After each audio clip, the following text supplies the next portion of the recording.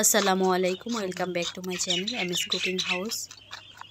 আজকে আমি দেখাবো গরুর বট বা ভুঁড়ি পরিষ্কার করার একদমই সহজ রেসিপি। তো অনেকে চুন দিয়ে পরিষ্কার করেন, আজকে আমি চুন ছাড়া পরিষ্কার করে দেখাবো। তো চলুন শুরু করা যাক।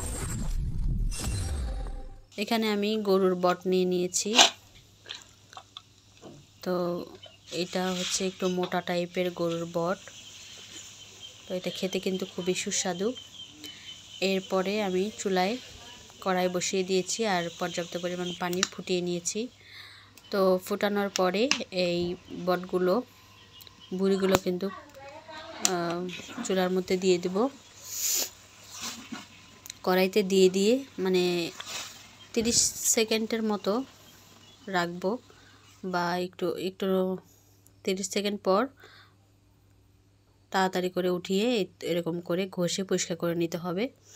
এটা কিন্তু খুব বেশি সিদ্ধ করা যাবে না, তাহলে কিন্তু চামড়াগুলো উঠবে না। আবার যদি কম সিদ্ধ করা হয় তাহলেও কিন্তু উঠবে না। তো খুবই কেয়ারফুলভাবে এই কাজটি করতে হবে। দেখতে পাচ্ছেন কত সুন্দরভাবে স্মুথভাবে উঠে আসছে। তো এরকম করে আপনারা কিন্তু সহজেই চুন বা কোনো কেমিক্যাল ছাড়া কিন্তু এভাবে পরিষ্কার করে নিতে পারেন। আর এভাবে রান্না করলে কিন্তু এটার টেস্টটা অনেক ভালো আসে। চুন দিয়ে পরিষ্কার করলে এটার টেস্টটা ভালো লাগে না। তাই আপনারা চেষ্টা করবেন এভাবে পরিষ্কার করে নেওয়ার। তো দেখতে পাচ্ছেন যে আমি পরিষ্কার করে নিয়েছি। তো এটা ছিল ছাগলের বট। তো এটাও আমি আপনাদের পরিষ্কার করে দেখাচ্ছি।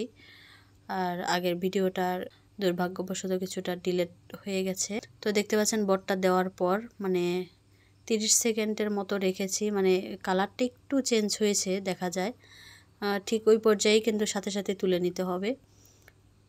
একটু সময় দিয়ে এটা ভিজতে দিয়ে সাথে সাথে উঠিয়ে নিতে হবে। ঝটপট করে উঠিয়ে নিয়ে ঘষাঘষি করে উঠিয়ে নিয়ে এই তো দেখতে পাচ্ছেন পরিষ্কার করে নিচ্ছি। এটা করতে যে অনেক কষ্ট, কিন্তু খেতে কিন্তু একটুও কষ্ট নাই। তো আপনারা একটু কষ্ট করে এই কাজগুলো করবেন আর আরামসে বসে বসে খাবেন। তো এই তো দেখতে পাচ্ছেন খুবই সহজে আমি সবগুলো পরিষ্কার করে নিয়েছি। তো কেমন লেগেছে আমার আজকের ভিডিওটি অবশ্যই কমেন্টে জানাতে পারেন। আশা করছি ভিডিওটি আপনাদের অনেক বেশি ভালো লেগেছে। ভালো লাগলে প্লিজ চ্যানেলটিকে সাবস্ক্রাইব করবেন, পাশে থাকা নোটিফিকেশন বেলটি অবশ্যই অন করে দিবেন। এতে করে আমি ভিডিও ছাড়ার সাথে সাথেই আপনারা পেয়ে যাবেন। আর খুবই দুঃখের বিষয়, আমি ভিডিও দিতে চাই না, ইচ্ছেও করে না, ভিউ হয় না, আপনারা দেখতে পছন্দ করেন না সেজন্য।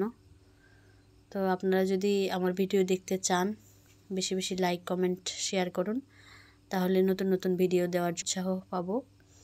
তো এখানেই বিদায় নিচ্ছি আজকে। আল্লাহ হাফেজ।